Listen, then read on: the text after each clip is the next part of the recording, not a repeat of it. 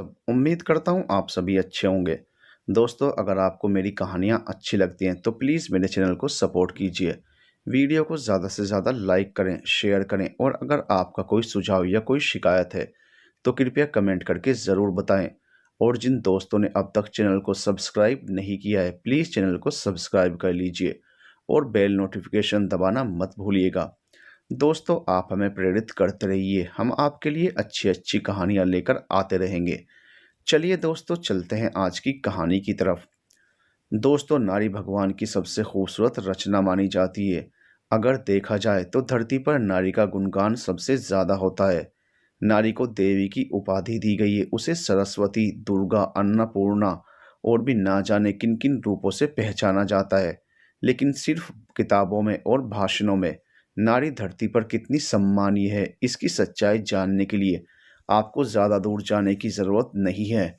अपने आसपास ही अनेक उदाहरण मिल जाते हैं, कभी सड़क पर, कभी मंदिर पर, तो कभी बाजार में, कभी अड़ोस पड़ोस में। और ज़्यादा करीब से देखना हो तो अपने घर पर ही देखने की कोशिश कीजिए। क्या किताबों में जो लिखा है उसका 50% मान सम्मान भी हम अपने घर की नारी को देते हैं? या फिर नारी अपने ही घर में उसे मिलने वाले सम्मान से सम्मानित महसूस करती है? शायद नहीं। वो हर हाल में खुश है क्योंकि ऊपर वाले ने उसकी प्रवृत्ति ही कुछ ऐसी बनाई है। जहाँ जैसा माहौल मिल गया बस उसी में घुल गई। पर दिल के एक कोने में हमेशा एक ना एक दर्द पलता है और कोई भी दर्द जब हद से गुजर जाता है तो कहते हैं नासूर बन जाता है। पर नारी का दर्द जब हद से गुजरता है तो नारी को एक नई पहचान देता है और समस्त पुरुष समाज को नतमस्तक कर देता है। ये कहानी एक ऐसी ही नारी की है जिसने अपने जीवन में हर परिस्थिति को हंसकर स्वीकार तो किया, पर भाग्य का लिखा नहीं माना, बल्कि अपना भाग्य अपने हाथों लिखकर परिस्थितियों को ही बदल दिया। अंधेरा होने लगा था। नीलम अभी तक घर नहीं लौटी थी। सरस्वती जी की धड़कनें चिंता के कारण तेज हो रही थी। सुबह नीलम कॉलेज गई थी। आज कॉलेज में खेल प्रतियोगिताओं का आयोजन किया गया था। नीलम बचपन से ही खेल कूद की शौकीन थी, किंतु एक उम्र के बाद विजय जी ने अपनी बेटी का खेल कूद में भाग लेना बंद करवा दिया। बस खेल देखने की इजाजत थी। जाते समय नीलम ने कहा था कि वो 4 बजे तक आ जाएगी, किंतु सर्दियों की रात 7 बजने वाले थे। अंधेरा हो चुका था। सरस्वती जी की चिंता और गुस्सा बढ़ता जा रहा था। तभी घर के बाहर टैक्सी रुकने की आवाज आई। सरस्वती जी ने खिड़की से झांका तो उनकी जान में जान आ गई। उनकी लाडली नीलम कॉलेज से वापस आ गई थी। सरस्वती जी ने भगवान का धन्यवाद किया और दौड़कर दरवाज़ा खोल दिया। नीलम ने मुस्कुराते हुए घर के अंदर प्रवेश किया और सरस्वती जी से लिपट गई। मम्मी, हमारी टीम ने फुटबॉल में प्रथम स्थान प्राप्त किया है। हम 2-1 से जीत गए। हमारी विरोधी टीम ने एक ही गोल किया। सच मम्मी, आज तो मज़ा आ गया। पर सरस्वती जी तो गुस्से में भरी बैठी थी। उन्होंने बिना कुछ कहे सुने नीलम के गाल पर एक तमाचा जड़ दिया। नीलम ने इस तमाचे की उम्मीद भी नहीं की थी। थोड़ी देर के लिए तो वो बिल्कुल हैरान हो गई। उसने अपने गाल को जोर से थाम लिया, फिर आंखों में आंसू भरकर बोली, मम्मी, कहाँ थी इतनी देर तक? मम्मी, बताया ना, कॉलेज में 4 बजे के लिए बोलकर गई थी और 7 बज गए। मम्मी, खेलों का समापन 5 बजे हुआ था, फिर पुरस्कार वितरण में समय लगा। हम प्रथम आए थे, इसलिए हमारा रुकना बहुत ज़रूरी था। जब चलने लगी तो मेरी साइकिल पंचर हो गई। कल्लू अंकल की दुकान में साइकिल खड़ी करके टैक्सी से आई हूँ। यह आपने देखा है। बिटिया रानी, तुम किसी से खबर भी तो करा सकती थी। सरस्वती जी ने नीलम को घूरते हुए कहा। मम्मी, मेरा कॉलेज बहुत दूर है, किससे खबर भिजवाती? जवान बेटी को घर लौटने में थोड़ी भी देर हो जाए तो माता पिता की जान निकलने लगती है। मम्मी, अगर पढ़ाना चाहती हो तो इतना तो विश्वास और सब्र करना ही पड़ेगा। मुंह चलाने से तुम्हारी लापरवाही कम नहीं हो जाएगी। जब तुम एक बेटी की माँ बनोगी तब पता चलेगा एक बेटी की जिम्मेदारी क्या होती है। मम्मी, एक बेटी होने के कारण मैं जो झेल रही हूँ मैं अपनी बेटी को कभी नहीं झेलने दूंगी। इतना कहकर नीलम पैर पटकते अपने कमरे में चली गई। सरस्वती जी रसोई में चली गई। थोड़ी देर बाद विजय जी ऑफिस से आ गए। घर में शांति छाई हुई थी। टीवी भी बंद था। नीलम, नीलम, कहाँ हो बेटा? आज घर में बड़ी शांति है। आपकी बेटे का मुंह फूला हुआ है। पहले तो गलती करती है, फिर कुछ बोल दो तो बराबर जवाबदारी। क्यों भाई, क्या हुआ? तुम रहने दो बताने को, मैं अपनी बेटी से ही पूछ लूंगा। इतना कहकर विजय जी नीलम के कमरे में चले गए। नीलम चुपचाप बेटी किसी किताब के पन्ने पलट रही थी। क्या हुआ नीलम, नाराज क्यों हो? कुछ नहीं पापा, नीलम हंसती हुई बोली। पर तुम्हारी मम्मी कह रही थी कि तुम नाराज हो। अरे नहीं पापा, मम्मी की आदत तो आप जानते हो, छोटी सी बात को भी बढ़ाकर बताती हैं। सरस्वती जी नीलम का चेहरा देख रही थी और कहीं न कहीं अफ़सोस था कि उन्होंने जवान बेटी पर बिना सोचे समझे हाथ उठाया। उन्होंने मुस्कुराते हुए नीलम के सिर पर हाथ रखकर कहा, "आज आपकी बेटी फुटबॉल में ट्रॉफ़ी जीत कर लाई है।" इतना सुनकर अब विजय जी के चेहरे की भी रंगत बदल गई। उनका चेहरा गुस्से से तमतमा गया। "नीलम, कितनी बार मना किया है कि अब तुम्हारी उम्र खेलने की नहीं रह गई। पर पापा, इसमें क्या बुराई है? मैं स्कूल के समय में अपने स्कूल में खेलती थी और सभी लोग मेरी तारीफ करते थे और इसीलिए आज कॉलेज में एक खिलाड़ी के अचानक बीमार हो जाने की वजह से मुझे टीम में जगह दी गई और मैं मना नहीं कर पाई और पापा, मेरी टीम जीत गई जिसका सारा श्रेय मुझे ही दिया गया। नहीं नीलम, मुझे लड़कियों का इस तरह खेलना पसंद नहीं। अगर तुमने मेरी बात नहीं मानी तो मैं तुम्हारा कॉलेज जाना बंद कर दूंगा। नीलम कुछ नहीं बोली। ठीक है, अब आगे से कोई शिकायत का मौका मत देना। अब आप भी चलिए और हाथ मुंह धो लीजिए, खाना तैयार है। नीलम, तुम भी आ जाओ। ठीक है, आप चलिए, मैं आती हूँ। नीलम के चेहरे पर उदासी साफ झलक रही थी। विजय जी भी तेजी से कमरे से बाहर चले गए। नीलम विजय जी और सरस्वती जी की इकलौती संतान थी। सरस्वती जी को बेटे की बहुत चाहत थी, लेकिन विजय जी के लिए इस महंगाई के ज़माने में एक संतान ही बहुत थी। उम्मीद थी कि पहली संतान बेटा होगा, पर ऐसा नहीं हो पाया। नीलम के जन्म की खुशी भी उनके लिए किसी वरदान के पूरा होने से कम नहीं थी। नीलम को विजय जी ने हर वो सुख दिया जो एक बेटी को अपने माता पिता से मिलना चाहिए, और सरस्वती जी ने भी नीलम को बहुत अच्छे संस्कार दिए थे। कुल मिलाकर नीलम एक सर्वगुण संपन्न लड़की थी। पढ़ाई लिखाई से लेकर घर के कामकाज में सब माहिर थी और उसके मिलनसार स्वभाव के कारण एक बार भी जो उससे मिल लेता उसे कभी नहीं भूलता। और कॉलेज में भी उसका अच्छा बोलबाला था, हर कोई बड़े ही अदब से पेश आता और नीलम को अपने स्वाभिमान को बनाकर रखना बहुत अच्छे से आता था। गलत लोगों को वो भाव ही नहीं देती थी और अच्छे लोगों से बिना किसी शर्त के दोस्ती बनाकर रखती थी। और शायद इसीलिए टीचर्स के बीच में भी वो अक्सर चर्चा का विषय होती थी। पर हर इंसान में सारी अच्छाइयाँ होने के बाद भी कुछ न कुछ कमी तो होती ही है। नीलम में भी एक कमी थी, वो कभी अपने दिल के भाव किसी के सामने जाहिर नहीं करती थी। खासकर अपनी परेशानी और दुख, उसे कब कौन सी बात बुरी लगी या किस बात ने दुख पहुंचाया, उसके चेहरे को देखकर बता पाना बहुत ही मुश्किल था। और यही एक आदत उसके जीवन में दुखों का कारण बनी। अगले दिन जब नीलम कॉलेज पहुंची तो उसके साथी उसका इंतजार कर रहे थे। दिव्या नीलम को देखते ही खुशी से उछल पड़ी, उसे देखकर बाहों में भर लिया और बोली, "आ गई रानी जी, कब से तेरा इंतजार कर रहे थे और रानी जी ने आज दर्शन दिए हैं। अरे आज ना थोड़ी देर हो गई सो के उठने में, बस इसलिए देरी हो गई। हाँ भाई, कल रात तो घर में पार्टी भी हुई होगी, अंकल आंटी तो अपनी बिटिया की कामयाबी पर फूले नहीं समा रहे होंगे। बस बस, इतना बड़ा तीर भी नहीं मारा मैंने, समझी, और मम्मी पापा ने यूँ ऐसा तोहफा दिया जो जिंदगी भर याद रहेगा।" इतना कहकर नीलम जोर से हंसती। अभी कल की बातें हो ही रही थी कि आरव अपने दोस्तों के साथ आ गया।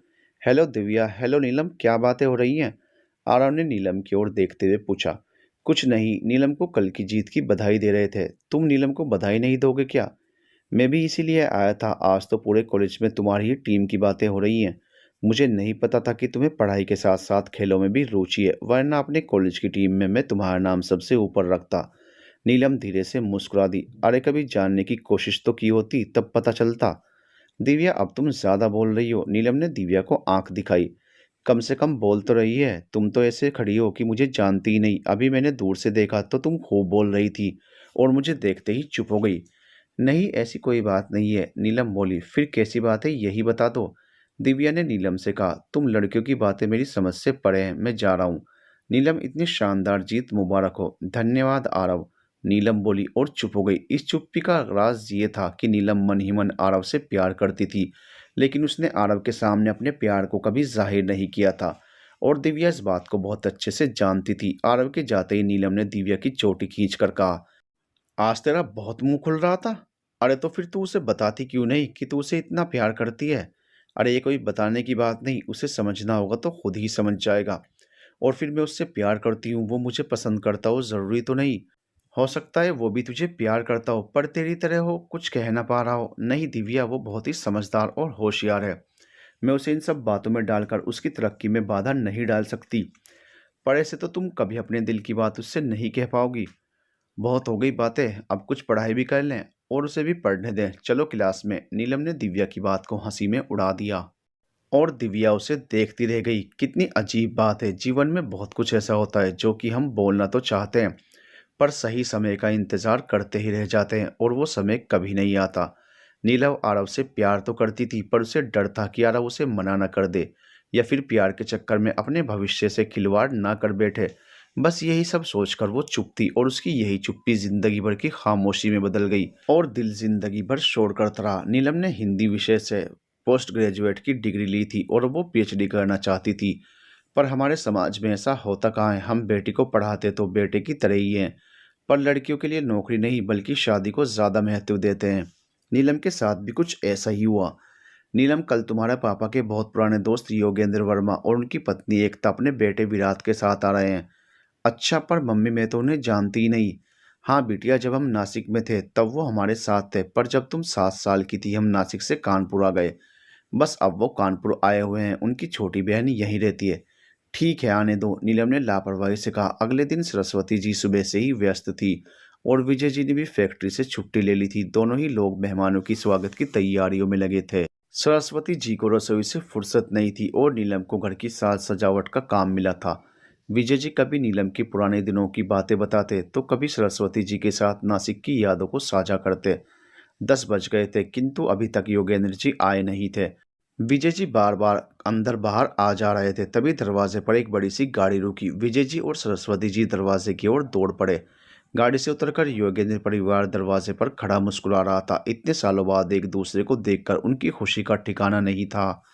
अरे भाई साहब आइए। नमस्कार भाभी जी। अरे बेटा विराट कितने बड़े हो गए। विजय जी बोले। नमस्कार विजय, कैसे हो। भाभी जी नमस्ते। योगेंद्र जी बोले। नमस्ते भाई साहब, आइए भाभी जी। सरस्वती जी ने आगे बढ़कर सभी का स्वागत किया और बड़े आदर के साथ बैठाया। अरे नीलम जल्दी बाहर आओ। विजय जी ने नीलम को आवाज लगाई। नीलम भी तुरंत आ गई। उसके हाथों में पानी की ट्रे और मिठाई थी। नमस्ते अंकल जी। नमस्ते आंटी। नीलम ने सिर झुकाकर बड़े सलीके के साथ कहा। अरे ये अपनी नीलम है, कितनी बड़ी हो गई। एकता जी बोली। नीलम मुस्कुरा दी। भाई साहब जब हमने नासिक छोड़ा नीलम 7 साल की थी और अब वो पोस्ट ग्रेजुएट की डिग्री ले चुकी है। अपना विराट ने भी कानपुर में एक्सपोर्ट कंपनी ज्वाइन की है। ओह ये तो बहुत अच्छी बात है, मुबारक हो बेटा, अब तो मिलना जुलना लगा ही रहेगा। जी अंकल, विराट ने धीरे से कहा और फिर इसके बाद ना जाने कितनी बातें होती रही। नीलम भी बहुत दिल से मेहमानों से घुल मिल गई। पढ़ाई को लेकर विराट से भी उसकी बातें हुई। योगेंद्र परिवार शाम तक विजय जी के साथ रहा। बातों बातों में योगेंद्र जी ने बताया कि वो भी बहुत जल्दी अपना ट्रांसफर कानपुर ही करवा लेंगे। ये सभी के लिए बहुत खुशी की बात थी। योगेंद्र परिवार चला गया किंतु इतने सालों बाद मिलकर सबको जो खुशी थी वो सभी के चेहरे पर झलक रही थी। उसी रात को, सुनिए आज घर में कितना अच्छा लग रहा था जब सभी लोग आए। सरस्वती जी ने कहा। हाँ ये तो है, लगा ही नहीं कि इतने दिनों के बाद मिले हैं। विजय जी हंसकर बोले। सुनिए आपने ध्यान दिया, विराट बिल्कुल अपने पापा जैसा ही है। हाँ अच्छा बच्चा है, होशियार भी है, बातों से जिम्मेदार भी लगा। मैं ये कह रही थी कि अगर अपनी नीलम के लिए विराट जैसा कोई लड़का मिल जाता तो, या फिर विराट ही। कहते कहते सरस्वती जी रुक गई। कैसी बात कर रही हो योगेंद्र भाई साहब, इस रिश्ते के लिए कभी राजी नहीं होंगे और फिर हम नीलम के लिए भी अच्छा लड़का ही ढूंढेंगे। हाँ ये भी है, खैर भगवान ने नीलम के नसीब में भी अच्छा परिवार लिखा होगा और हमारी नीलम सुंदर है, पढ़ी लिखी है, देखना घर बैठे रिश्ता आएगा। अब सो जाओ, मुझे भी नींद आ रही है, कहकर विजय जी करवट बदलकर सो गए। दूसरे कमरे में नीलम आरव के ख्यालों में खोई हुई थी। वैसे तो नीलम के पास आरव की ज्यादा खूबसूरत यादें तो नहीं थी, पर जितनी भी थी जो भी था आरव को याद करके मुस्कुराने के लिए काफी था। अगले दिन शाम को विजय जी ऑफिस से आकर घर बैठे ही थे कि फोन की घंटी बज उठी। विजय जी ने फोन उठाया। हेलो। अरे योगेंद्र भाई साहब कैसे हैं आप। विजय जी बोले। हम ठीक हैं विजय जी, आपसे एक ज़रूरी बात करनी थी। हाँ हाँ बोलिए, विजय जी ने जवाब दिया। नहीं फ़ोन पर नहीं, कल आप लोग हमारे घर पर आइए खाने पर, हमें अच्छा लगेगा। योगेंद्र जी बोले। ठीक है हम कल शाम को मिलते हैं। ठीक है नमस्कार। इतना कहकर योगेंद्र जी ने फ़ोन रख दिया। सरस्वती जी वहीं खड़ी सारी बातें सुन रही थी। लगता है उन्हें हमारी नीलम पसंद आ गई। फिर वही बात, ऐसा कुछ नहीं है। अब विराट को यही नौकरी करनी है, इसलिए उससे संबंधित बात करनी होगी। तुम औरतों की बुद्धि भी शादी ब्याह से आगे काम नहीं करती। हाँ ठीक है, औरतों की बुद्धि शुरू ही वहां से होती है जहां से आदमियों की काम करना बंद कर देती है। देखा चिढ़ गई ना। इतना कहकर विजय जी जोर से हंस पड़े। तभी नीलम भी आ गई और जब उसे योगेंद्र अंकल के घर जाने की बात पता चली तो उसने मना कर दिया। नहीं पापा मैं नहीं जा पाऊंगी, कल मुझे दिव्या के जन्मदिन में जाना है। ठीक है तुम दिव्या के यहाँ चली जाना, हम अकेले ही चले जाएंगे, सरस्वती जी बोली। अगले दिन जब सरस्वती जी और विजय जी योगेंद्र भाई साहब के घर पहुंचे तो उनका भी स्वागत बहुत जोरदार हुआ। जी भाई साहब, बताइए क्या बात है जो आप हमसे करना चाहते हैं। जी देखिए, हम आपसे घुमा फिरा कर नहीं बल्कि साफ साफ कहेंगे। जी हाँ बिल्कुल, बोलिए, विजय जी बोले। विजय जी, हमें और हमारी श्रीमती जी को आपकी बेटी नीलम बहुत पसंद है और हम आपकी नीलम को अपने घर की बहू बनाना चाहते हैं, यदि आपको कोई आपत्ति ना हो। सरस्वती जी तो पहले से ही तैयार थी, वो तुरंत बोली। भाई साहब, आपने तो हमारे मुंह की बात छीन ली। हमें भी हमारे नीलम के लिए विराट जैसे लड़के की तलाश थी। आपने तो हमारी बहुत बड़ी समस्या खत्म कर दी। रुको सरस्वती, बुरा मत मानिएगा भाई साहब, लेकिन हम बिना नीलम से पूछे कोई जवाब नहीं देंगे। ठीक है विजय जी, ये भी जरूरी है, योगेंद्र जी ने जवाब दिया। इस तरह विजय जी और सरस्वती जी अपने घर आ गए। नीलम दिव्या के घर से वापस आ चुकी थी। घर पहुंचते ही सरस्वती जी चहक उठी। देखिए, मैंने कहा था ना, एकता जी को हमारी नीलम पसंद आ गई होगी। अरे मेरा दिल कभी झूठ नहीं बोलता। हाँ भाई, माँ हो इसीलिए तो महान हो। ऐसा क्या हुआ जो आप दोनों इतना खुश दिख रहे हो? नीलम ने पूछा। अरे नीलम बेटा, तू बहुत भाग्यशाली है। अपने योगेंद्र भाई साहब और एकता ने तुम्हें अपने बेटे विराट के लिए पसंद किया है। वो तुझे अपनी बहू बनाना चाहती है, सरस्वती जी ने नीलम से कहा। पर मम्मी, आपने क्या कहा? क्या आपने भी हाँ कर दी? नहीं बेटा, अभी हाँ तो नहीं की, पर हमारी तरफ से हाँ ही समझो, विजय जी ने जवाब दिया। पापा, मैं अभी शादी नहीं करना चाहती, अभी मुझे पीएचडी करनी है, उसके बाद नौकरी। अभी शादी के लिए बहुत समय है बिटिया रानी, नौकरी करने के लिए सारी उम्र पड़ी है। अगर लड़कियों की समय से शादी ना हो तो वो घर परिवार और समाज पर बोझ बन जाती है। सरस्वती जी गुस्से से बोली। सरस्वती, पागल हो गई हो क्या? जो मुंह में आ रहा है बोले जा रही हो। हमारी बेटी हमारे लिए कभी ना बोझ है और ना रहेगी। मुझे भी पता है, पर आप ही देखिए कैसे शादी के लिए मना कर रही है। देखो नीलम, समझदारी से काम लो बेटा, विराट बहुत ही अच्छा लड़का है और उसके परिवार को भी हम बहुत अच्छे से जानते हैं। बिटिया, तुम उस घर में बहुत खुश रहोगी। पर पापा, इतनी जल्दी शादी? मैंने तो अभी सोचा भी नहीं। मैं जानता हूँ बेटा, सब कुछ इतना अचानक हो रहा है कि हमें भी बहुत कुछ समय से पहले सोचना पड़ेगा। पर बेटा, सब ठीक हो जाएगा। नीलम चुपचाप अपने कमरे में चली गई। बड़ी मुश्किल थी, इच्छा भी पूछी जा रही थी और सहमति भी देनी थी। कितना मुश्किल होता है बेटी होना।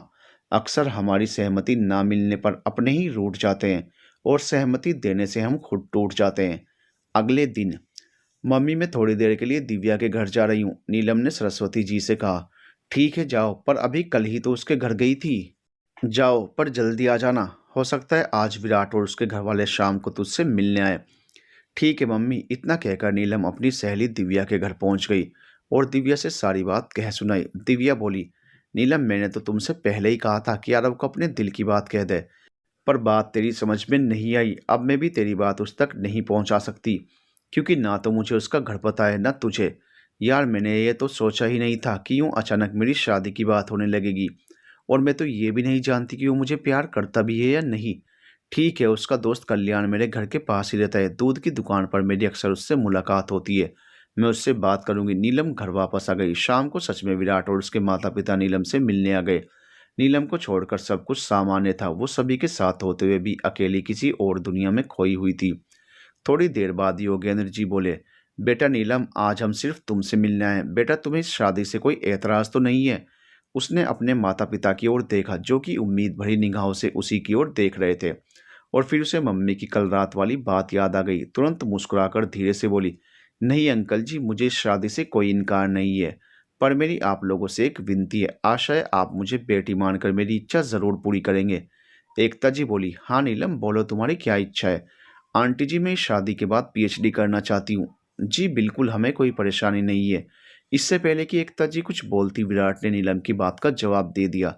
एकता जी आगे कुछ नहीं बोली। तो फिर विजय जी, बात पक्की? हम जल्दी से जल्दी शादी का मुहूर्त निकलवा कर आपको खबर कर देंगे, योगेंद्र जी बोले। पर भाई साहब, दान दहेज?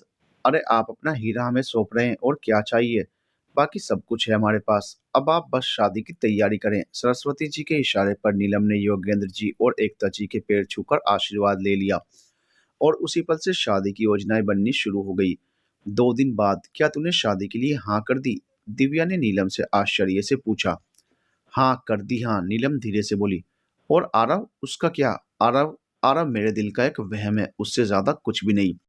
क्योंकि अगर उसके दिल में मेरे लिए थोड़ी भी जगह होती तो कभी तो मुझे एहसास होता। पर तेरे अपने दिल का क्या, जो है उसे छोड़कर जो नहीं है उसके पीछे भागना क्या ठीक होगा? और तेरी पढ़ाई? दिव्या ने पूछा। वो मैंने बात कर ली है, विराट खुद मुझे आगे बढ़ाने के लिए तैयार है। जब तूने निर्णय ले ही लिया है तो मैं भी अब तेरी शादी की तैयारी शुरू कर दूं। हाँ, देखना मेरी एक हाँ से कितने लोग खुश हो गए। Mummy papa uncle aunty Virat और तू। अच्छा, और तू? दिव्या ने नीलम की आंखों में झांक कर कहा। अरे सब खुश तो मैं खुश, नीलम हंसकर बोली। और फिर सुना है ना कि हमें अपने माता पिता को कभी नाराज नहीं करना चाहिए। और फिर वो हंसते हुए दिव्या के लिए चाय बनाने चली गई। दिव्या सोचने लगी, नीलम किस मिट्टी की बनी है, हमेशा दूसरों की खुशी में ही खुशी ढूंढ लेती है। और फिर उसका सोचना भी ठीक है, आरव उसके लिए एक हसीन ख्याल से ज्यादा तो कुछ भी नहीं। कुछ दिनों बाद योगेंद्र जी भी अपना तबादला कराकर कानपुर आ गए और कुछ महीनों बाद बड़ी धूमधाम से नीलम और विराट की शादी हो गई। विजय जी ने अपनी इकलौती बेटी की शादी में कोई कसर नहीं छोड़ी। बारातियों के स्वागत से लेकर लेन देन तक में कोई कमी नहीं रखी। और फिर नीलम आरव का ख्याल छोड़कर विराट के साथ ससुराल आ गई। पूरे दिल से समर्पित होकर ससुराल में पैर रखते ही नीलम के मन में ख्याल आया कि आज वो अपने घर आ गई। उसे याद आया जब मम्मी ने कहा था कि समय से शादी ना हो तो बेटियां माता पिता पर समाज पर बोझ हो जाती हैं। माँ की बात याद करते ही उसकी आंखें भीग गई। जी में आया, दहाड़े मार मार कर रोए। क्या इतना ही रिश्ता होता है माता पिता और बेटी का? माता पिता कितना प्यार देते हैं अपनी बेटी को। जन्म लेते ही उसकी हर जरूरत का ध्यान रखा जाता है, हर इच्छा हर जिद पूरी की जाती है। और फिर जब वो बड़ी होने लगती है तो उसकी इच्छा और जिद नहीं बल्कि उम्र पर ध्यान चला जाता है। बचपन से ही बेटियों को भी बेटों की तरह पढ़ाई का महत्व समझाया जाता है। और पढ़ाई के बाद उनके अपने पैरों पर खड़े होने का समय आता है, अपनी पहचान बनाने का समय आता है, अपनी काबिलियत साबित करने का समय आता है। तो उन्हें ससुराल का रास्ता दिखा दिया जाता है, ये कहकर कि अब वो घर तुम्हारा है। नीलम के दिमाग में विचारों का युद्ध चल ही रहा था कि उसके कानों में आवाज आई। नीलम बेटा, कहाँ खोई हो? ये चावल भरा कलश अपने सीधे पैर से घर के अंदर की ओर गिराकर गृह प्रवेश करो। ये एकता जी की आवाज़ थी। नीलम ने अपने मोटे घूंघट के अंदर से झांकने की कोशिश की और कलश पर पैर मारकर घर के अंदर आ गई। मुबारक हो एकता, बहू घर आ गई, अब आराम करो, बुआ जी बोली। हाँ दीदी, ये तो है, जब से इस घर में ब्याह के आई एक दिन भी आराम नहीं मिला, अब चैन की रोटी खाऊंगी। चलो अब बाकी की रस्में थोड़ी देर बाद होंगी, नीलम को भी कुछ देर आराम कर लेने दो। एकता जी बोली। लाली बहू को उसके कमरे में पहुंचा दो, एकता जी अपनी छोटी बहन से बोली। अब ये विराट कहाँ गायब हो गया, उसको बोलो वो भी आराम कर ले, एकता जी ने इधर उधर देखते हुए कहा। भाभी अब विराट की चिंता छोड़ दीजिए, अब बहू आ गई है। बुआ की बात सुनकर सब लोग हंस पड़े। ऐसा नहीं होता है कि शादी हो गई तो बेटा अपना नहीं रहता, बेटे के बच्चे भी हो जाए माँ के लिए तो बेटा छोटा ही रहता है। सारी जिंदगी माँ को अपने बच्चों की चिंता होती है। और फिर विराट मेरा इकलौता बेटा है, उसके लिए पत्नी बाद में और माँ पहले ही होगी। भगवान करे भाभी ऐसा ही हो, पर ऐसा होता बहुत कम है। एकता जी चुप हो गई। एक एक करके सारी रस्में पूरी हुई और 2 दिन में सारे रिश्तेदार भी अपने अपने घर चले गए। नीलम विराट के साथ बहुत खुश थी और घर के लोग नीलम से बहुत खुश थे। घर में नीलम का बहुत ख्याल रखा जाता था और शादी के 4 महीने बाद नीलम पूरी तरह विराट के परिवार में रच बस गई। सुबह उठकर घर के पूरे काम, खाना पीना, सास ससुर की सेवा पानी, सारी जिम्मेदारी नीलम के कंधों पर आ गई। एकता जी भी सास बनने का पूरा मजा ले रही थी और योगेंद्र जी भी छोटे छोटे कामों के लिए नीलम पर ही निर्भर होते जा रहे थे। शादी के बाद शुरू शुरू में तो विराट छोटे मोटे कामों में नीलम की मदद कर देता, पर धीरे धीरे वो भी अपने सारे काम नीलम पर छोड़ने लगा। और सबसे बड़ी बात, उसे अपने सारे सामान सारा काम सुव्यवस्थित तरीके से ही पसंद थे। और नीलम भी कम नहीं थी, वो भी विराट की हर बात का ख्याल रखने में माहिर हो चुकी थी। अब तो उसका मायके जाना भी कम हो गया था, फोन पर ही मम्मी पापा से बात हो जाती थी। पर वो खुश थी, इसलिए मम्मी पापा को भी नीलम की कम चिंता होती थी। शादी को 1 साल हो चुका था। बात बात पर हंसने वाली नीलम अब पहले की अपेक्षा कम हंसने लगी थी। उसे अपने जीवन में कुछ खालीपन सा लगने लगा था। वो एक दिन विराट से बोली, विराट मैं आगे पढ़ना चाहती हूँ। आपने शादी के पहले कहा भी था कि आप मुझे पीएचडी करवा देंगे। नीलम तुम्हें किस चीज की कमी है, अब पढ़ लिख कर क्या करोगी? विराट, पीएचडी ही मेरा सपना है और मैंने शादी से पहले ही आप लोगों से कहा था। नीलम जिद मत करो, तुम्हारी पढ़ाई से घर के कामों में दिक्कतें आएंगी। मैं सुबह ऑफिस चला जाता हूँ, मम्मी पापा की पूरी जिम्मेदारी तुम्हारी ही होती है। 10 रिश्तेदार आते हैं कानपुर में, सभी का आना जाना लगा रहता है, उनका भी तुम्हें ख्याल रखना है। पर विराट, आपने तो कहा था कि आप मुझे आगे पढ़ने देंगे। देखो नीलम, उस समय मेरी भी शादी नहीं हुई थी, मुझे शादी के बाद की परिस्थितियों का एहसास नहीं था। ठीक है, आप मम्मी पापा के कारण मुझे आगे पढ़ने से मना कर रहे हैं, मैं पापा जी से बात कर लूंगी। विराट कुछ नहीं बोला। नीलम योगेंद्र जी के पास पहुंच गई। पापा जी, मुझे आपसे कुछ बात करनी है। हाँ नीलम बेटा बोलो। पापा जी, मैं आगे पढ़ना चाहती हूँ। इससे पहले कि योगेंद्र जी कुछ बोलते, पास ही बेटी एकता जी बोल पड़ी। बहू रानी, अब पढ़ाई की नहीं, आगे के भविष्य की चिंता करो। भविष्य के लिए ही तो कह रही हूँ मम्मी जी। नीलम, शादी के बाद घर परिवार की जिम्मेदारी पहले होती है, और अब तो शादी को 1 साल हो चुका है। हम भी चाहते हैं कि घर में बच्चे खेलें। पर पापा जी, आपने कहा था। पापा जी ने नहीं, तुम्हारे पति ने कहा था। मैं तो उस समय भी मना करने जा रही थी, पर मेरी किसी ने सुननी ही नहीं चाहिए। पापा जी, आप कुछ नहीं कहेंगे क्या? नीलम ने उदास होकर पूछा। नीलम बेटा, मैं तो हमेशा से ही बेटियों की पढ़ाई लिखाई के पक्ष में हूँ। मैं भी चाहता हूँ कि तुम पढ़ो, आगे बढ़ो, पर बेटा तुम्हारी मम्मी जी का भी कहना सही है। अब उनकी भी उम्र हो गई है, घर के काम उनके बस के नहीं। ऐसे में तुम किताबें खोलकर बैठोगी या घर के काम करोगी? पापा, मैं सब कर लूंगी, नीलम ने कहा। बेटा, कहना आसान है, पर पीएचडी करना कोई आसान नहीं। पूरे 5 साल की पढ़ाई होती है, और 5 साल बहुत होते हैं। उस बीच और भी नई जिम्मेदारियां आएंगी। बेटा, गृहस्थी और पढ़ाई में फंस कर रह जाओगी। ठीक है पापा जी। इतना कहकर नीलम अपने कमरे में आ गई। नीलम उदास हो गई। कितनी उम्मीदें थी उसने विराट की बात पर विश्वास किया था। शादी तो मैं वैसे भी कर लेती, पर अगर विराट ने हाँ की थी तो उसे अपनी बात पर कायम तो रहना चाहिए था। एक लड़की के लिए शादी के बाद क्या परिवार ही सब कुछ होता है? होता है, पर सब कुछ कभी नहीं होता। उसकी अपनी इच्छा का क्या, उसके अपने सपने जिन्हें पूरा करने के लिए वो दिन रात एक कर देती है। और शादी होने के बाद उसके सपनों का कोई मोल नहीं रह जाता। सबकी जिम्मेदारी निभाते निभाते वो शायद खुद को भूल जाती है। नीलम को किसी से कोई शिकायत नहीं थी। उसे गुस्सा आ रहा था तो सिर्फ विराट पर। अगर विराट चाहते तो उसके लिए आगे की पढ़ाई कोई मुश्किल काम नहीं था। अभी नीलम इन्हीं ख्यालों में खोई थी कि उसे एकता जी की आवाज़ सुनाई दी। अरे नीलम बेटा, एक गिलास पानी तो दे दो, मेरे घुटने में अचानक दर्द शुरू हो गया है। नीलम तुरंत पानी लेकर एकता जी के पास पहुंच गई। मम्मी जी, आपके पैरों में तेल लगा दूं? नीलम ने बड़े प्यार से पूछा। नीलम बहू, तुम्हारी यही आदत हमें बहुत पसंद है। क्या मम्मी जी? नीलम ने मुस्कुराकर पूछा। यही जो हर समय हर हाल में हंसती रहती हो। हंसती रहा करो, इससे चेहरे में चमक बनी रहती है। नीलम जोर से हंसती। मम्मी जी, ये मेरी बचपन की आदत है। अच्छा बहू सुनो, कल मैंने घर में कीर्तन रखा है, सारी तैयारी कर लेना। ठीक है मम्मी जी, आप चिंता मत कीजिए, सब हो जाएगा। अगले दिन शाम को योगेंद्र जी के घर में रौनक थी। मोहल्ले पड़ोस की बहुत सी महिलाएं इकट्ठा हुई थी। नीलम दौड़ दौड़ कर आने वालों का स्वागत कर रही थी। तभी किसी की आवाज आई। अरे नीलम, शादी का 1 साल हो गया, खुशखबरी कब सुना रही हो? नीलम कुछ नहीं बोली, पर एकता जी तुरंत बोल पड़ी। अरे बहन, आजकल की लड़कियों में माँ बनने की इच्छा होती ही कहाँ है। उन्हें तो बस पढ़ाई ही दिखती है। पढ़ लिख कर कलेक्टर बनना चाहती हैं। करियर के आगे घर परिवार सब फीके हैं। नीलम का मन दुखी हो गया। उसने तो कल की बात को दिल से निकाल दिया था, फिर भी मम्मी जी ने आज सबके सामने इतना कुछ कह सुनाया। आज नीलम को लग रहा था कि उसकी मेहनत, मम्मी पापा के लिए प्यार, सब पर पानी फिर गया। आज उसे अपने ही घर अपना नहीं लग रहा था। न ये घर अपना, न वो घर अपना। सोच सोच कर उसका सिर दर्द से फटा जा रहा था। रसोई में जाकर उसका दर्द आंखों से बह चला।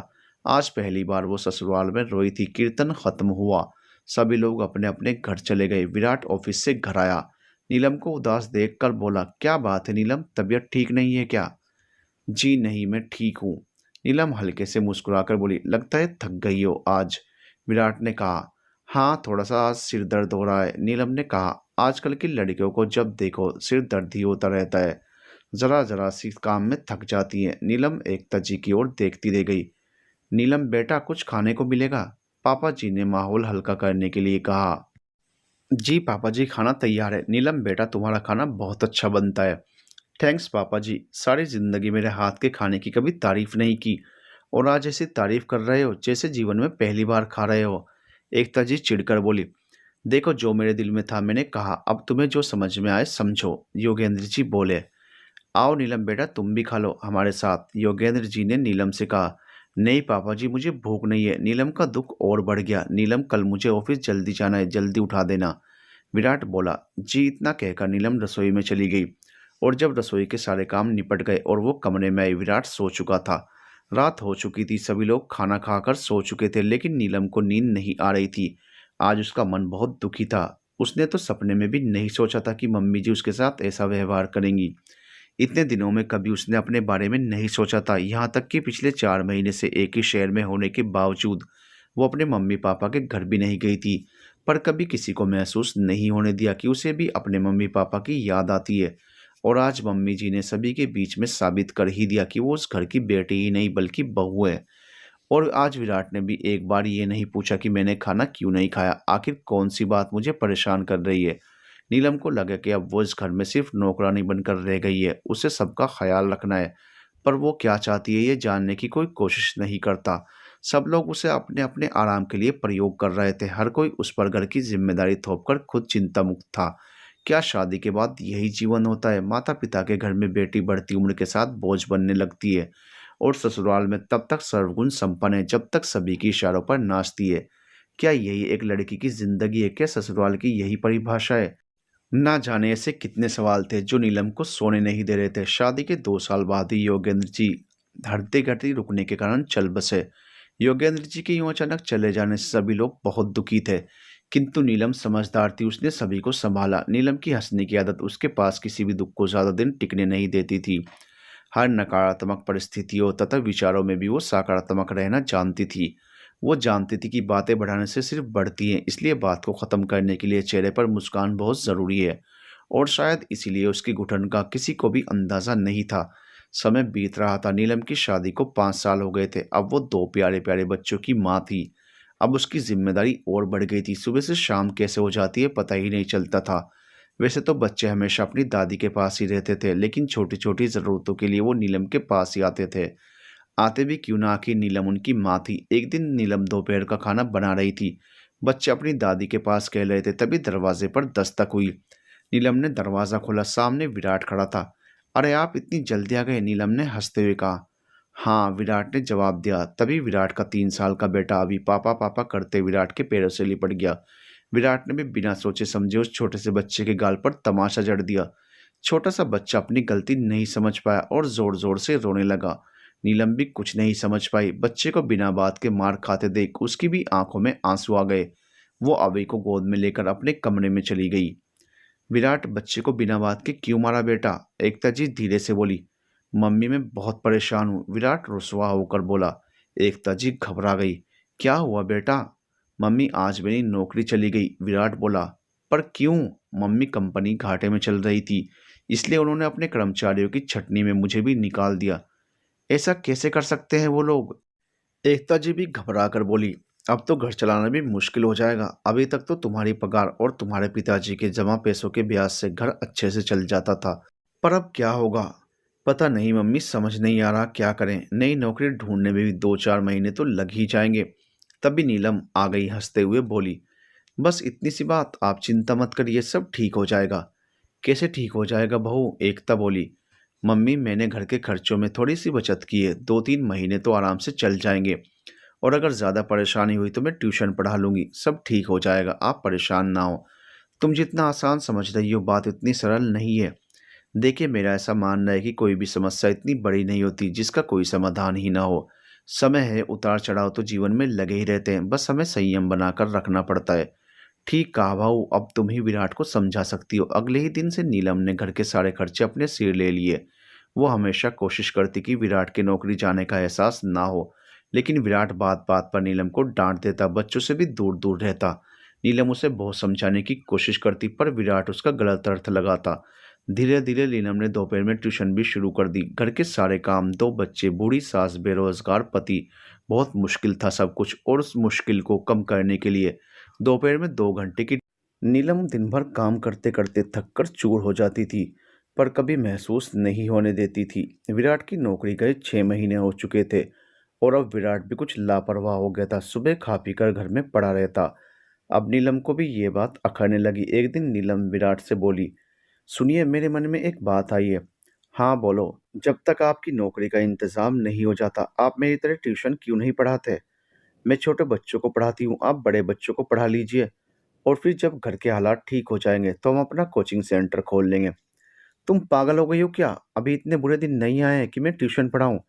पर विराट, इसमें क्या बुराई है? नीलम, मेरा समय ठीक नहीं चल रहा, तो इसका मतलब ये नहीं कि तुम मुझे अच्छा बुरा समझाओ। विराट, आप गलत समझ रहे हैं, मेरा वो मतलब नहीं था। विराट गुस्से में उठकर बाहर चला गया। एकता जी, जो अब तक चुप बैठी थी, बड़े तेज के साथ बोली, जब मालूम है कि वो परेशान है तो तुम अपनी सलाह मशविरा क्यों देती हो? उसका समय खराब है, दिमाग नहीं है। मम्मी जी, कम से कम आप तो ऐसा ना बोलें। आपको पता है मैं घर में किसी का भी दिल दुखाने का सोच भी नहीं सकती। बहुत बोलने लगी हो, 4 पैसे क्या कमाने लगी, घर में सबको आंखें दिखाओगी? नीलम को रोना आ गया। वो चुपचाप अपने कमरे में चली गई और उसके बाद नीलम ने विराट को समझाना छोड़कर खुद जितना कर सकती थी करती रही, क्योंकि वो समझ गई थी कि जब आदमी परेशानी में होता है तो वही सोचता है जो सोचना चाहता है। थोड़ा और समय बीता, किंतु इस बार समय ने करवट ली। करीब 8 महीने पहले दिए गए इंटरव्यू के बाद विराट को 1 साल बाद दोबारा अच्छी कंपनी में नौकरी मिल गई। नीलम, मुझे नौकरी मिल गई, अब तुम्हें ट्यूशन पढ़ाने की ज़रूरत नहीं है, विराट नीलम से बोला। विराट, बहुत अच्छी बात है तुम्हें नौकरी मिल गई, पर अब मेरा ट्यूशन छोड़ना ठीक नहीं। ट्यूशन से 4 पैसे घर आ रहे हैं। तुम अपने पैसे की धौंस मुझे मत दिखाओ। अपने 2 बच्चे पढ़ा लो, मेरे लिए यही बहुत बड़ी बात है। विराट, आप ऐसा बोल रहे हैं? इसी ट्यूशन के कारण 1 साल से हमारे घर में शांति थी। चैन की रोटी खाई है हमने, कभी किसी के आगे हाथ नहीं फैलाने पड़े। विराट, इस घर में मेरा तेरा कुछ नहीं। नहीं नीलम, ये 1 साल मैंने कैसे गुजारा है मैं ही जानता हूँ। पर अब नहीं। नीलम एक बार फिर सबकी खुशी के लिए चुप हो गई। विराट ने ऑफिस जाना शुरू कर दिया और नीलम ने एक बार फिर चूल्हा चौका संभाल लिया। पर खुश थी, क्योंकि किसी भी घर की शांति के लिए उस घर की बहू का खुश होना बहुत जरूरी है। और नीलम तो हमेशा से ही खुश मिजाज थी। इधर कुछ दिनों से नीलम को विराट कुछ बदला बदला सा लग रहा था। हर समय परेशान रहने वाला और गुस्सा रहने वाला विराट अब खुश रहने लगा था। पहले से ज्यादा स्टाइलिश हो गया था। नीलम को बहुत खुशी होती थी कि विराट इतना खुश रहने लगा है। पर समय बीतने के साथ नीलम ने महसूस किया कि विराट ने नीलम में दिलचस्पी लेना कम कर दिया। यह वैवाहिक जीवन में बढ़ते समय की नीरसता थी या कुछ और फिर कुछ दिनों के बाद नीलम ने महसूस किया कि विराट का घर में मन नहीं लगता था। बच्चों के साथ खेलना भी कम कर दिया था। सुबह ऑफिस जाने की जल्दी होती और रात में आने का कोई वक्त नहीं था। एक दिन नीलम से रहा नहीं गया। उसने विराट से पूछ लिया, विराट, मम्मी जी की बीपी की दवाई खत्म हो रही है। मैंने आपसे 3 दिन पहले बोला था और आप आज भी नहीं लाए। हाँ, मुझे ध्यान नहीं रहा, कल जरूर ला दूंगा, विराट ने लापरवाही के साथ कहा। आप जानते हैं 2 बच्चों को लेकर बाजार जाना बहुत मुश्किल होता है, इसलिए मैंने आपसे कहा था। तुम क्या साबित करना चाहती हो? मुझे मेरी मम्मी की चिंता नहीं है, विराट जोर से चिल्लाकर बोला। मैंने ऐसा कब कहा? मैं तो बस आपको बता रही थी, नीलम ने जवाब दिया। नीलम, तुम्हारे कहने का क्या मतलब है मैं खूब अच्छे से समझता हूँ। मुझे बहुत काम होते हैं। घर में रोटी बनाना बहुत आसान है और ऑफिस में काम करना जो करता है उसी को पता होता है। और बच्चे, उनके बारे में आपके क्या विचार हैं? नीलम ने हंसकर पूछा। नीलम, मुझे ऑफिस के लिए देर हो रही है, फिर भी तुम्हें बता दूं, मैं आँख का अंधा नहीं हूँ। मुझे पता है बच्चे कैसे पाले हैं तुमने। मम्मी ना होती तो शायद तुम ये काम भी नहीं कर पाती। अब नीलम की हर बात विराट को चुभ रही थी। उसकी आंखों में आंसू आ गए। विराट, कुछ भी कहने के पहले थोड़ा सोच तो लिया करो। मुझे भी बातें बुरी लग सकती हैं, मेरा भी दिल दुखी होता है। नीलम, मेरे पास फालतू की बातों के लिए टाइम नहीं है। इतना कहकर विराट कमरे से बाहर निकल गया। नीलम वहीं सोफे पर बैठ गई और रोने लगी। कितने ख्वाब सजाए थे, कितने सपने थे जब कॉलेज में थी। कितनी होशियार और बुद्धिमान थी, टीचर्स की लाडली थी। हर कोई उसका लोहा मानता था। पढ़ाई से लेकर खेल कूद हर काम में अव्वल आती थी। और आज वो सिर्फ एक घरेलू महिला बनकर रह गई थी, जिसके अपने सपने कहीं खो चुके थे। उसका अपना अस्तित्व समाप्त हो चुका था। दूसरों को खुश रखने के चक्कर में उसकी अपनी खुशियों का कोई मोल नहीं रह गया था। पर वो दूसरे गए नहीं, अपने ही थे। फिर भी वो लोग उसे अपने दिल में कोई जगह क्यों नहीं दे पाए? क्यों सबको खास मानने वाली नीलम खुद किसी की खास नहीं बन पाई? बस यही सोचकर नीलम बहुत देर रोती रही। दिल हल्का हो गया। रो रो कर आंखें खाली हो गई थी, पर दिमाग में उठने वाले सवाल तो वही थे। फिर वो झटके से खड़ी हुई और तैयार होकर एकता जी के पास आई और बोली, मम्मी अभी सो रहा है, आप थोड़ा सा ध्यान दे लेना, मैं आपकी दवा लेकर आती हूँ। ठीक है, जाओ, पर जल्दी आ जाना। नीलम ऑटो लेकर बाजार में दवाई की दुकान पर पहुंच गई। दुकान पर बहुत भीड़ थी। दवाई लेनी भी थी और मम्मी जी ने आते समय जल्दी आने को कहा था। नीलम ने भीड़ में घुसने की कोशिश की, किंतु दुकान वाले ने रोक दिया। मैडम, लाइन में आइए। भैया, थोड़ा जल्दी से दे दीजिए, मुझे घर जल्दी जाना है। तभी एक शख्स पीछे मुड़ा। मैडम, यहाँ सभी को जल्दी है। अरे नीलम, तुम? अरे आरव, आप यहाँ कैसे हो? नीलम ने कहा। चलो उधर चलकर बात करते हैं, आरव बोला। दोनों दुकान के बाहर आ गए। आरव, तुम यहाँ? हाँ, अभी तक तो आगरा में था, पर अब कंपनी ने मेरा तबादला ना कानपुर में ही कर दिया है। और तुम? आरव ने पूछा। मेरी तो शादी ही यहीं हुई है। अच्छा, पर नीलम तुम्हें नहीं लगता कि तुमने कुछ जल्दी ही शादी कर ली? सब किस्मत की बातें हैं, जब जिसके साथ होनी होती है हो जाती है। पर आरव मेरे पति बहुत ही अच्छे इंसान हैं, 2 बच्चे हैं, मम्मी जी हैं, बस छोटा-सा सुखी संसार है। अच्छा लगा सुनकर कि खुश हो, आरव धीरे से बोला। और तुम भी तो बताओ अपने बारे में। मेरी भी पत्नी है, एक प्यारी-सी बेटी है, पर क्या? वो तुम्हारी तरह बोलती नहीं है। आरव की बात सुनकर नीलम को ज़ोर से हँसी आ गई। चलो तुम इतना बोलते हो तो तुम्हें भी तो कोई सुनने वाला चाहिए। हाँ, कुछ भी समझ लो। नीलम, एक एक कप चाय पीते हैं? नहीं आरव, घर में बच्चों को छोड़कर आई हूँ, अब मैं चलती हूँ। अरे इतने दिनों बाद मिले हैं तो एक कप चाय साथ में नहीं पी सकते? नहीं आरव, आज नहीं, अब तो मिलना लगा ही रहेगा। तुम अपने घर का पता दे दो, मैं विराट को लेकर तुम्हारे घर आऊँगी। चलो अच्छा ठीक है, पर आना ज़रूर, मैं तुम्हारा इंतज़ार करूँगा। बिल्कुल, नीलम बोली और दवाई लेकर घर आ गई। घर पहुंचकर नीलम ने देखा तो विराट ऑफिस से आ गया था। नीलम ने खुश होकर पूछा, इतनी जल्दी आ गए आप? हाँ आ गया, और तुम्हारा ही इंतज़ार कर रहा था। ठीक है, मैं आपके लिए चाय बनाती हूँ। ठहरो, वो आज दवाई की दुकान में तुम्हारे साथ कौन था? मेरे साथ? जी वो आरव था, मेरे कॉलेज में साथ पढ़ता था। अच्छा, तो तुम दवाई का बहाना लेकर उससे मिलने गई थी? आप कैसी बातें कर रहे हैं? मैं उससे मिलने नहीं बल्कि मम्मी जी की दवाई लेने गई थी बस। झूठ मत बोलो नीलम, मैंने उसे तुम्हारे साथ हंस-हंस कर बातें करते देखा है। हाँ, बहुत दिनों के बाद मिले थे हम। इतना सुनते ही विराट ने नीलम के गाल पर तमाचा जड़ दिया और बोला, शर्म नहीं आती? 2 बच्चों की माँ होते हुए उससे इश्क लड़ा रही थी। विराट, पागल हो गए हो क्या? शर्म मुझे नहीं तुम्हें आनी चाहिए, मुझ पर इतना घटिया आरोप लगाते हुए। हाल छील कर रख दूंगा अगर घर के बाहर पैर रखा। विराट जोर से चिल्लाकर बोला। विराट, मुझे तुमसे ऐसी उम्मीद नहीं थी। आज मैं अपने आप से हार गई विराट। मुझे आज शर्म आ रही है तुम्हारी पत्नी होने पर। बकवास बंद करो। आंसू बहाकर खुद को सती सावित्री साबित करना चाहती हो? अगर 2 घड़ी किसी से हंसकर बात करने से मैं अपवित्र हो गई तो मैं अपवित्र ही सही। नीलम चीख पड़ी। नीलम की बात सुनकर विराट ने उसके ऊपर लात घूंसों की बरसात कर दी। नीलम के दोनों बच्चे डरे सहमे दरवाजे पर खड़े माँ को पिटते देख रहे थे। माँ को रोता देख अभी दौड़कर माँ से लिपट गया और बोला, पापा मम्मी को मत मारो। विराट बाहर चला गया। नीलम ने अभी को ढेर सारा प्यार किया, अपने और उसके आंसू पहुंचे और छोटे को गोद में लेकर कमरे के बाहर आ गई। बाहर आकर देखा तो एकता जी चुपचाप आंखें बंद किए लेटी हुई थी। मम्मी, आज विराट ने मुझे मारा है। एकता जी कुछ नहीं बोली। मम्मी, आप कुछ नहीं कहेंगी? बहू पति पत्नी के बीच में बोलना मुझे ठीक नहीं लगा। और फिर तुम्हारा पति है, हाथ उठा भी दिया तो क्या होगा? मम्मी जी, मुझे भी आपसे ये उम्मीद नहीं थी। इतना कहकर नीलम रोते हुए अपने कमरे में वापस चली गई। इस बात को कई दिन हो गए थे। नीलम अब बात बात पर हंसना भूल चुकी थी। वो विराट से सिर्फ उतनी ही बात कर रही थी जितनी जरूरत थी, पर विराट को इससे फर्क नहीं पड़ रहा था।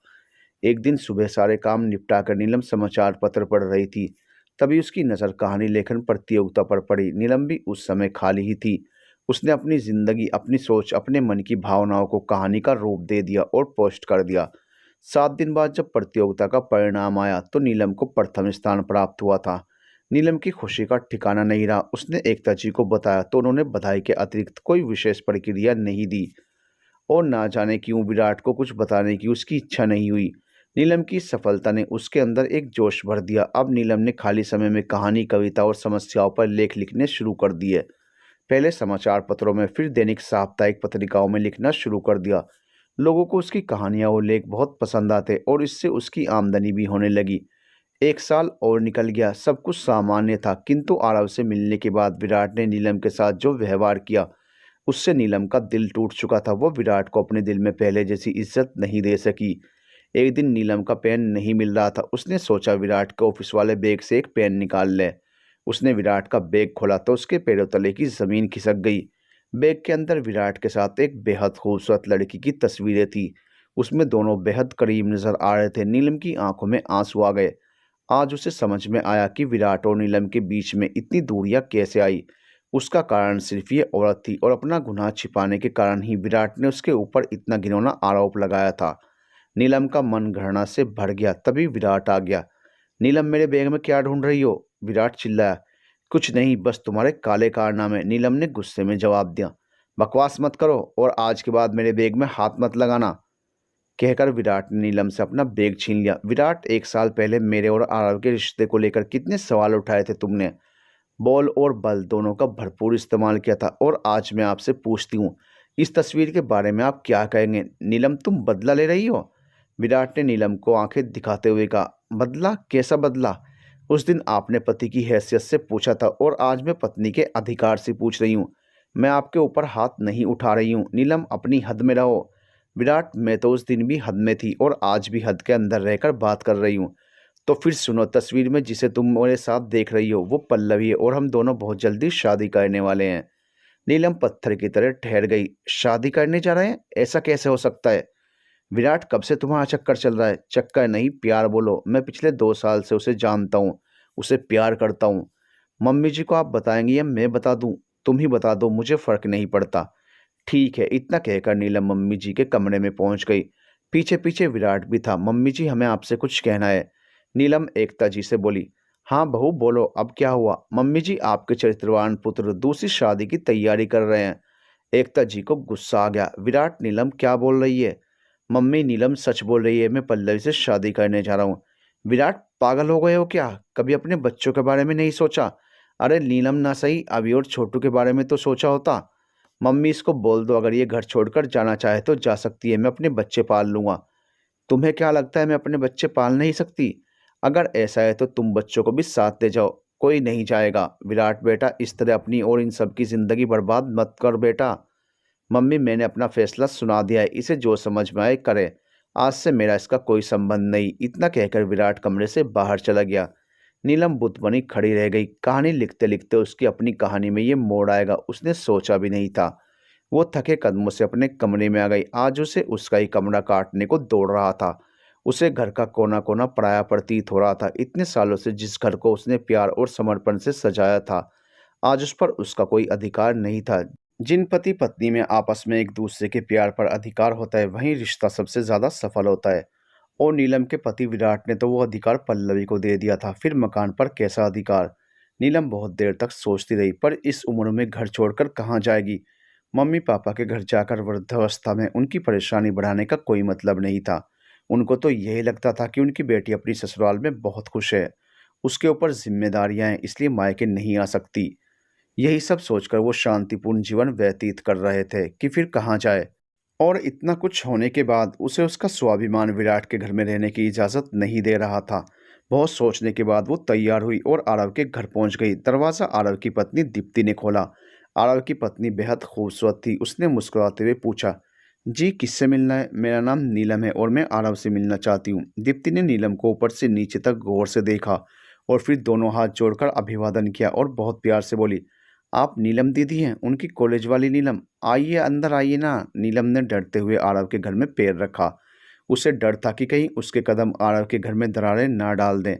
दीदी आइए, बैठिए, मैं अभी इनको बुलाती हूँ। इतना कहकर वो अंदर चली गई और आरव तुरंत कमरे से बाहर आया। अरे नीलम, तुम अकेले आई हो, वो भी इतने दिनों के बाद? विराट जी नहीं आए?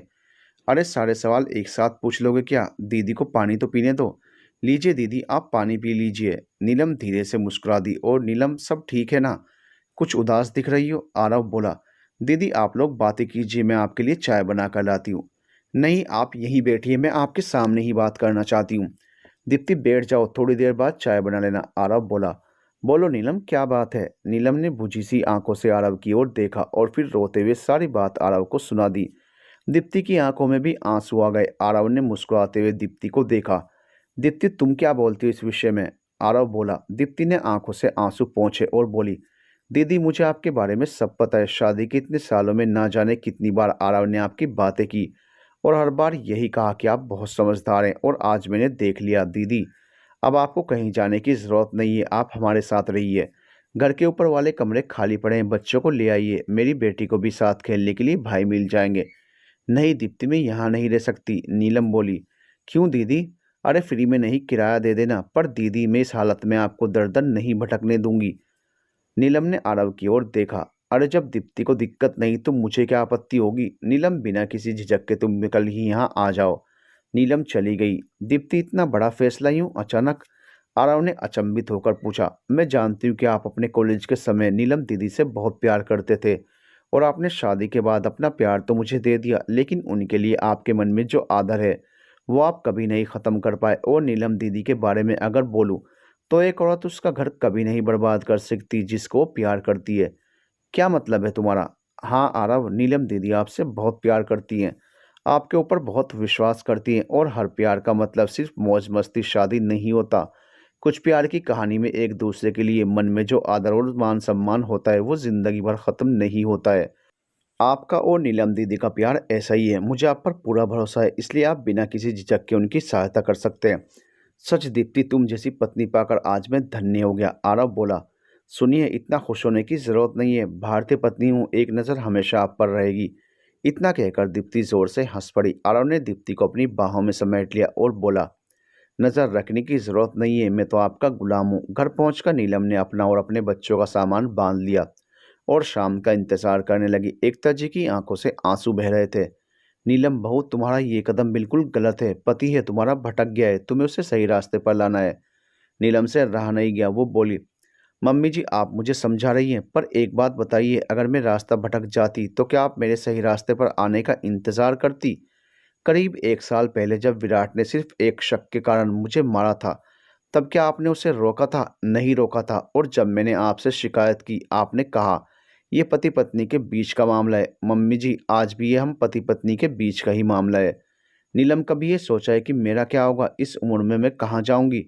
मम्मी जी, मैंने आपको कभी भी अपनी मम्मी से कम नहीं समझा, बल्कि उनसे ज़्यादा सम्मान दिया, पर आपके लिए मैं कभी आपकी बेटी नहीं बन पाई। मैं हमेशा आपके लिए विराट की पत्नी ही रही। आपने कभी भी सही का साथ नहीं दिया। आपने हमेशा अपने बेटे का साथ दिया। अगर आपने एक बार भी मेरे कामों पर मेरी सराहना की होती तो शायद इन्हें भी मेरी ज़रूरत का एहसास होता। सच मम्मी जी, मैं चुप रहकर सब हार गई, फिर भी मैंने कभी आपसे कोई शिकायत नहीं की। हमेशा आपको पूरा सम्मान दिया। आज अगर आप में सही का साथ देने की हिम्मत है और आपको लगता है कि मैं सही हूँ, तो आप मेरे साथ चल सकती हैं। पापा जी के जाने के बाद आप जितनी विराट की जिम्मेदारी हैं उतनी ही मेरी भी। पर बेटा विराट, विराट विराट को अगर आपकी थोड़ी भी परवाह होती तो शायद वो इतना बड़ा कदम कभी नहीं उठाते। एक तजी रो पड़ी और बोली, ऐसे बेपरवाह बेटे से अच्छा तो भगवान मुझे तेरे जैसी एक बेटी दे देता। और आज आज से तू मेरी बहू नहीं बल्कि बेटी है और मैं तेरे साथ रहना चाहती हूँ। ठीक है मम्मी जी, चलिए, मैं अपने जीते जी आपको किसी भी चीज़ की कमी नहीं होने दूंगी। ये मेरा आपसे वादा है। मुझे खुशी है कि सुविभान की इस लड़ाई में आप मेरे साथ हैं। विराट जब शाम को घर लौटा तो पल्लवी उसके साथ थी। नीलम का बंधा सामान देखकर उसका चेहरा खिल उठा। पर एकता जी और बच्चे भी जा रहे हैं, ये जानकर वो कुछ उदास हो गया। मम्मी और बच्चे कहीं नहीं जाएंगे विराट, बच्चे तो मेरे साथ ही रहेंगे। और मम्मी जी अपनी मर्जी से मेरे साथ जा रही हैं, आप चाहें तो उन्हें रोक सकते हैं। मम्मी आप मेरे पास रहिए, ये पल्लवी आपकी पूरी देख रेख करेगी। नहीं विराट, मैंने फैसला कर लिया है, मैं कल नीलम के साथ ही जाऊंगी। क्योंकि भले ही मुझे इससे प्यार ना हो, पर मुझे इसकी आदत है और इतनी प्यारी आदत मैं कभी नहीं छोड़ सकती। एकता जी कुटिल मुस्कान के साथ बोली, मम्मी जी कल नहीं, हम आज ही ये घर छोड़ देंगे। एक छत के नीचे में और पल्लवी कभी नहीं रह सकते। पल्लवी, मुझे तुमसे कोई शिकायत नहीं, पर याद रखना, शादी के बाद 10 साल साथ रहकर जो अपनी पत्नी और बच्चों का ना हुआ, वो तुम्हारा भी कभी नहीं रह पाएगा। जल्दी ही तुम्हारे जीवन में कोई नई पल्लवी ज़रूर आएगी। मेरी बात याद रखना पल्लवी। पल्लवी की आंखों में आंसू आ गए। पल्लवी, तुम इसकी बकवास पर ध्यान मत दो। और फिर नीलम की तरफ पलटकर बोला, इतनी शान के साथ जा रही हो, क्या खिलाओगी इन सबको? विराट, मत भूलो, जब तुम्हारी नौकरी चली गई थी तो मैंने इनके साथ साथ तुम्हें भी बैठा कर खिलाया था।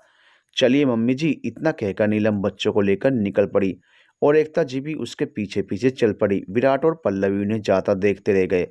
आरव और दीप्ति एक दिन पहले ही नीलम को आया देख हैरान थे।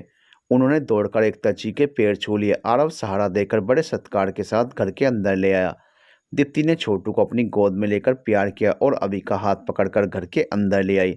जब नीलम ने दीप्ति और आरव को सारी बात बताई तो उसने और दीप्ति ने एकता जी को आश्वासन दिया कि उन्हें इस घर में कभी कोई तकलीफ नहीं होगी। बस यहाँ से नीलम की जिंदगी में एक नया मोड़ आया और फिर उसने कभी मुड़कर नहीं देखा। ट्यूशन पढ़ाकर घर का खर्च चलाना शुरू किया। शुरू शुरू में थोड़ी दिक्कत हुई, पर कहानी कविता लेखन के द्वारा हुई आमदनी से उसे बहुत सारा मिला।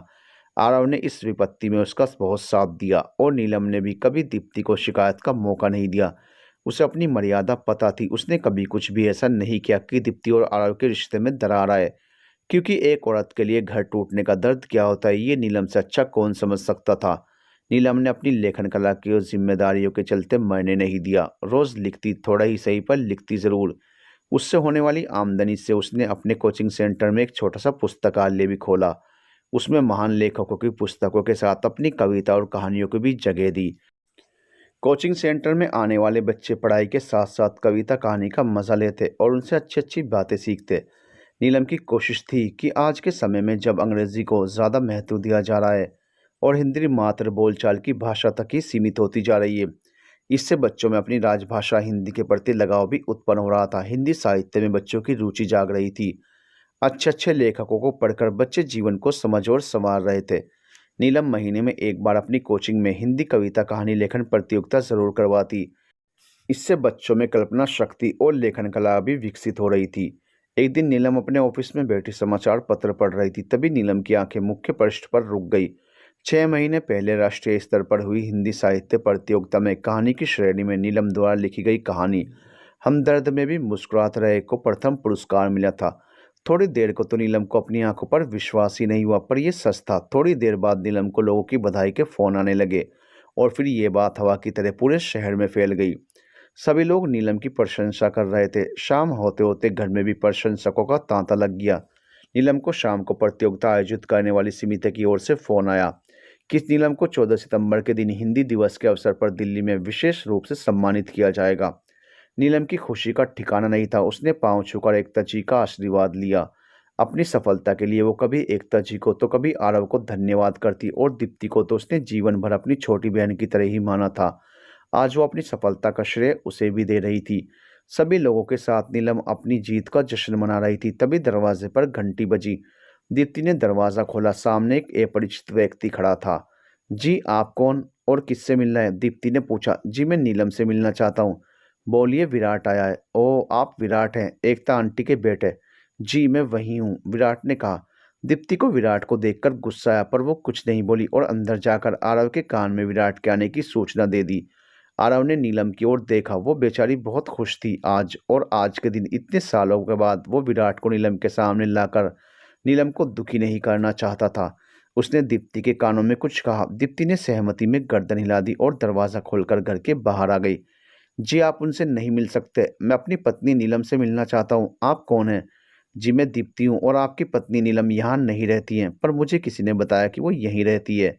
जी हाँ, दीप्ति जी, आप उनको बाहर बुला दें। बोलिए, विराट आया। आपकी हिम्मत कैसे पड़ गई यहाँ आने की? आज खुशी के इस अवसर पर आप उनसे नहीं मिल सकते। जी, मेरा उनसे मिलना बहुत ज़रूरी है। जी नहीं, मेरी दीदी ने आपके कारण बहुत दुख उठाए हैं। अब और नहीं, आप यहाँ से चले जाइए। विराट के पास कुछ भी नहीं था कहने को। वो चुपचाप सिर झुकाकर वापस चला गया। ठीक 1 महीने बाद पूरा सभागार दर्शकों से खचाखच भरा हुआ था। सभी को नीलम का इंतजार था। इस 1 महीने में नीलम की कहानी हमदर्द में भी मुस्कुराते रहे, हाथों हाथ बिकी थी और सभागार में ज़्यादातर लोग नीलम की ही प्रशंसक थे। थोड़ी देर बाद मंच से नीलम का नाम पुकारा गया। आगे की पंक्ति में बैठी नीलम खुशी से फूली नहीं समा रही थी और आरव और एकता जी की आंखों में आंसू थे। अपना नाम सुनकर नीलम मंच पर आ गई। मुख्य अतिथि ने मंच पर नीलम का स्वागत किया और पूरा सभागार तालियों की गड़गड़ाहट से गूंज उठा। नीलम को पुरस्कार राशि, प्रमाण पत्र प्रदान किया गया और सम्मान में एक खादी की शॉल भेंट की गई। तभी उद्घोषक ने नीलम को समाज को प्रेरित करने के लिए अपनी बात रखने को कहा। नीलम ने माइक अपने हाथों में ले लिया। दर्द में भी मुस्कुराते हैं हम। इस सभागार में उपस्थित मेरे प्रिय पाठकों, मैंने जब ये कहानी लिखनी शुरू की तो मेरे पास भी दर्द थे, मेरे पास भी आंसू थे, पर मैंने अपने होठों से अपनी मुस्कान को खोने नहीं दिया। वो मुस्कान ही मेरा हौसला बनी। ये कहानी मेरी कहानी नहीं बल्कि मेरी ज़िंदगी है, जो सारी ज़िंदगी अपनी तलाश में भटकती रही, अपनी पहचान ढूंढती रही और आज मुझे मंजिल भी मिल गई और पहचान भी। साथियों, ये सिर्फ मेरी कहानी नहीं, ये हर उस औरत की कहानी है जो धरती पर पैदा तो होती है लक्ष्मी बनकर और पूजी जाती है दुर्गा का रूप मानकर, पर जब वो बड़ी हो जाती है तो बढ़ती उम्र के साथ माता पिता पर बोझ लगने लगती है। समाज उसकी उम्र का हिसाब अपनी उंगलियों पर लाने लगता है और जब शादी हो जाती है तो गृह लक्ष्मी बनकर ससुराल में गृह प्रवेश करती है। लेकिन कुछ समय बाद वो घर में सिर्फ चलती फिरती कामकाज करने वाली मशीन बन जाती है, जिसका जैसे मन होता है आवश्यकता अनुसार प्रयोग करता है। घर के बड़े बुजुर्गों से लेकर बच्चों तक की पूरी जिम्मेदारी बहू पर डालकर सब निश्चिंत होकर अपना जीवन का मजा लेते हैं। और इतना करने के बाद भी उसे कामचोर, आलसी, जिद्दी, गैर जिम्मेदार जैसी न जाने कितनी उपाधियों से पुरस्कृत किया जाता है। सास की दवाई, ससुर जी का चश्मा, पति का रुमाल, बटुआ, मोजे और बच्चों की देखभाल, पढ़ाई लिखाई सबकी जिम्मेदारी एक अकेली बहू पर होती है और इसे खुश करने के लिए गृह लक्ष्मी का मेडल पहना दिया जाता है। और वो गृह लक्ष्मी का मेडल पहनी बहू पूरे घर का काम हंसते हंसते करती है। और जब वो अपनी थकान और परेशानियों का जिक्र करती है तो घर के लोगों का, उसके अपने पति तक का उसके प्रति नजरिया बदलने लगता है। कभी तुम्हारे पास मेरे लिए समय नहीं है तो कभी अब तुम पहले जैसी नहीं रही, और ना जाने क्या क्या दोष देकर घर के बाहर भागने लगते हैं। उन्हें घर के बाहर चैन मिलने लगता है। बेटा घर के बाहर खुशियां ढूंढता है, माता पिता बहू को दोष देते हैं, और एक पत्नी एक बहू मुंह पर मुस्कुराहट का ताला लगाकर सब कुछ बर्दाश्त करती है ताकि समाज में उसका, उसके परिवार का मजाक ना बने। पर मैंने ऐसा कुछ भी नहीं किया। मैंने परेशानियों को अपने ऊपर हावी नहीं होने दिया। मैंने सारे बंधन तोड़ दिए, रिश्तों को अपने साथ बंधने पर मजबूर नहीं किया। सबको आज़ादी का हक है, मैंने भी उन लोगों को आज़ाद कर दिया जिनके लिए मेरा प्यार पैरों की बेड़ी बन गया था। अकेली अपनी माँ और बच्चों को लेकर निकल पड़ी अपने अस्तित्व की तलाश में। कुछ अच्छे और सच्चे लोग घर के बाहर मेरा इंतजार कर रहे थे। आरव मेरा दोस्त और उसकी पत्नी दीप्ति। आरव को तो मैं कॉलेज के समय से जानती थी, लेकिन दीप्ति, आरव की पत्नी, अपने पति पर विश्वास नहीं करती तो शायद आज मैं यहाँ नहीं होती। पति पत्नी के बीच विश्वास होना बहुत ज़रूरी है, और दीप्ति ने मेरे ऊपर जो विश्वास दिखाया वो बेमिसाल है। हमारे समाज में औरत की ज़्यादा समस्या का कारण औरत ही है। अगर समाज की हर औरत दीप्ति की ही तरह हो जाए तो मुझ जैसी परिवार और पति की सताई औरतों को दर दर ठोकरें नहीं खानी पड़ेंगी। और एक बात, किसी भी परिवार में यदि सभी औरतें मिलकर रहें और सही गलत पर एकजुट हो जाएं तो बहुत सी पारिवारिक समस्याएं पैदा ही नहीं होंगी। अभी अभी मैंने आपको बताया, घर छोड़ते समय मेरी माँ मेरे साथ थी। मेरी माँ मतलब मेरी सास। मेरी सास मेरी शक्ति बनकर मेरी हर परिस्थिति में मेरे साथ रही, और संघर्ष के सफ़र में वो कब सास से माँ बन गई मुझे पता ही नहीं चला। शिक्षा, हमारा शिक्षित होना। मेरा आप सभी से निवेदन है कि आप अपनी बेटियों को ज़रूर पढ़ाएं। वो जितना चाहें उतना पढ़ाएं, उसे अपने पैरों पर खड़े होने का पूरा मौका दें, क्योंकि शिक्षा और आत्मनिर्भरता ही आपके बुरे समय में उसका साथ देती हैं। अगर आप शिक्षित और आत्मनिर्भर हैं तो आपके अंदर एक आत्मविश्वास बना रहता है। अगर आपकी बेटी शिक्षित है तो उसे किसी के आगे हाथ फैलाने की ज़रूरत नहीं पड़ेगी। उसे अपने छोटे छोटे शौक़ और ज़रूरतों के लिए किसी का भी चेहरा नहीं देखना पड़ेगा। किसी भी व्यक्ति में लड़की का अशिक्षित होना ही उसके जीवन का सबसे बड़ा अभिशाप हो जाता है।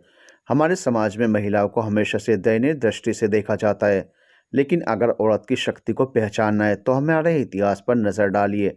एक से बढ़कर एक उदाहरण मिल जाएंगे। अगर नारी की शक्ति को देखना है तो अपने आसपास रहने वाली उन महिलाओं से मिलिए जो घर और बाहर दोनों जिम्मेदारियों को बखूबी निभाती हैं।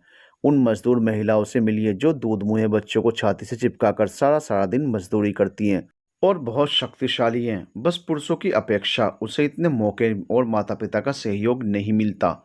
और सबसे आखिरी में मैं धन्यवाद करना चाहूँगी भाषा साहित्य के ऊपर प्रतियोगिता आयोजित करने वाली समिति का, जिसने छोटी छोटी प्रतियोगिताओं का आयोजन कर हिंदी साहित्य के प्रति रुचि जागृत की।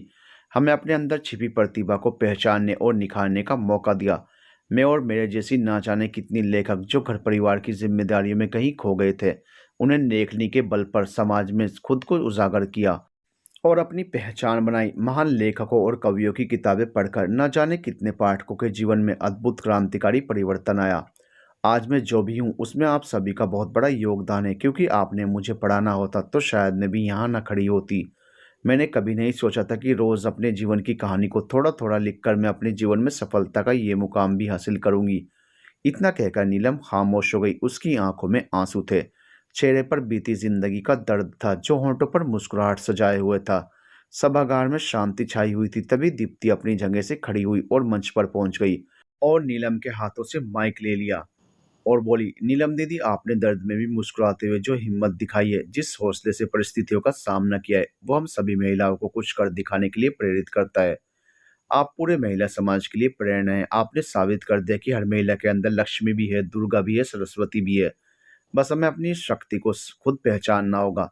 दीदी, आपने पुरुषों के इस समाज में जो मिसाल पैदा की वो बेमिसाल है। आप महान हैं, धन्य हैं। दीप्ति की बात सुनकर पूरा सभागार तालियों की गड़गड़ाहट से गूंज पड़ा, और उसी सभागार में सबसे पीछे बज रही एक ताली की आवाज़ विराट की ताली की भी थी।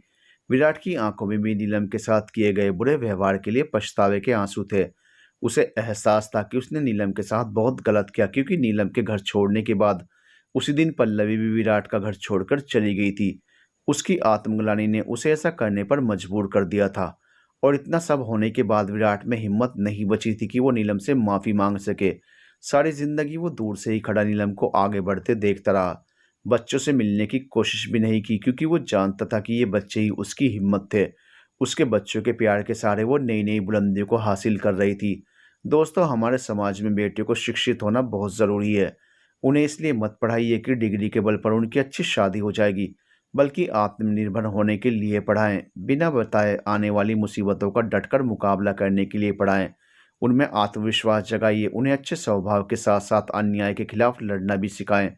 उन्हें बताएँ कि अन्याय के विरुद्ध कुछ भी ना कहकर के सिर्फ़ हार ही मिलती है। चुप्पी अन्याय और अत्याचार को बढ़ावा देती है। अतः अपने अधिकारों को जानने के लिए पढ़ाई और अधिकारों को पाने के लिए मुँह खोलना बहुत ज़रूरी है। एक नई शुरुआत, एक बड़े बदलाव के लिए। The end.